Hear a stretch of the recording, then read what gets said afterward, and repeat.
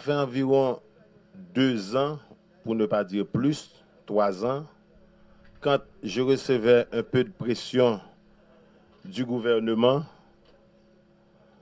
du président de la République, son Excellence Jovenel Moïse, de la mairie de Akaye, eh bien, j'ai été une fois faire une visite d'appréciation et de prospection.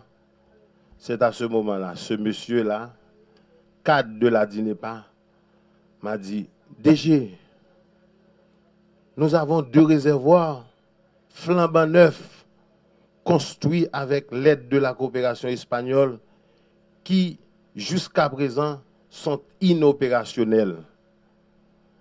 Pourquoi ne pas faire en sorte que, à partir des 2 stations de pompage, celle de Cabaret et celle de Akaye, fait en sorte que l'eau arrive à ces 2 réservoirs. Et comme ça, on serait en mesure de diminuer le coût d'exploitation des réseaux à partir du fonctionnement et de la maintenance des groupes électrogènes d'une part et de l'acquisition du carburant d'autre part. Eh bien, c'est grâce à M. Sarr qui fait que première phase travaux Sarr, m'a parlé de travaux côté là au niveau de Akaye et travaux qui courent au niveau de Cabaret à réaliser. Baton gros bravo pour M. Sarr. Merci.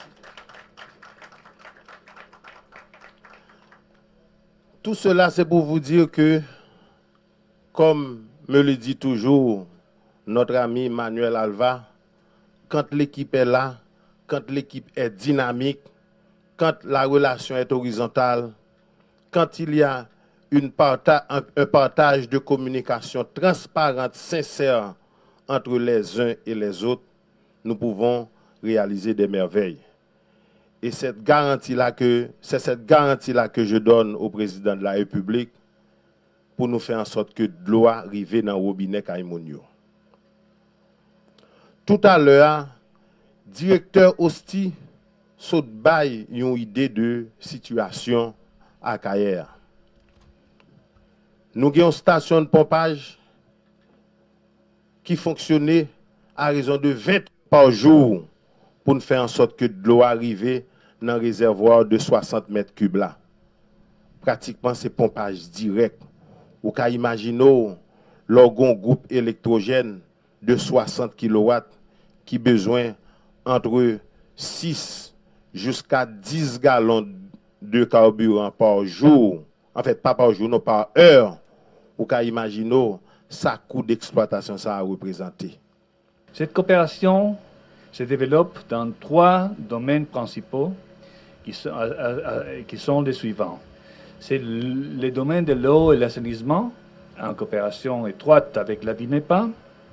les domaines de l'éducation, où nous sommes très actifs, surtout dans les départements du Sud, et aussi les domaines de la production alimentaire et autosuffisance pour les producteurs de nourriture.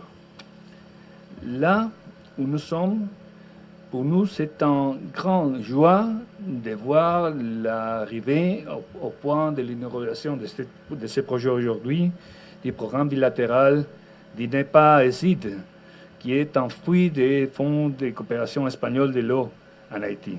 Ce fonds de coopération est un instrument créé avec l'objectif d'assurer l'accès à l'eau potable et à l'assainissement pour les populations plus démunies d'Amérique latine. En Haïti, l'objectif général de ce programme bilatéral est contribuer d'une manière soutenable à l'augmentation à l'accès de la population aux services d'eau potable et d'assainissement appropriés, équitatifs et accessibles. Les chiffres des bénéficiaires après la finalisation de ce programme sera, selon prévu, 1 250 000 habitants dans tous les pays. Pour ceci, il y a une grande composante de travaux civils, mais aussi les fonds de coopération de l'eau développent des actions de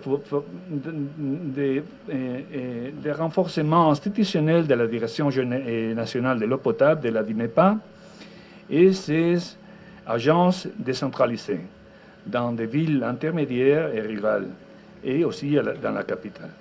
Depuis 2010, l'Agence espagnole de coopération au développement a exécuté différents projets dans le cadre de ces programmes, et le plan total, c'est d'investir un chiffre de 170 millions de dollars pour cet accompagnement au pays de faire effectif, d'obtenir l'accès à droit humain, qui est un droit humain de l'eau et de l'assainissement.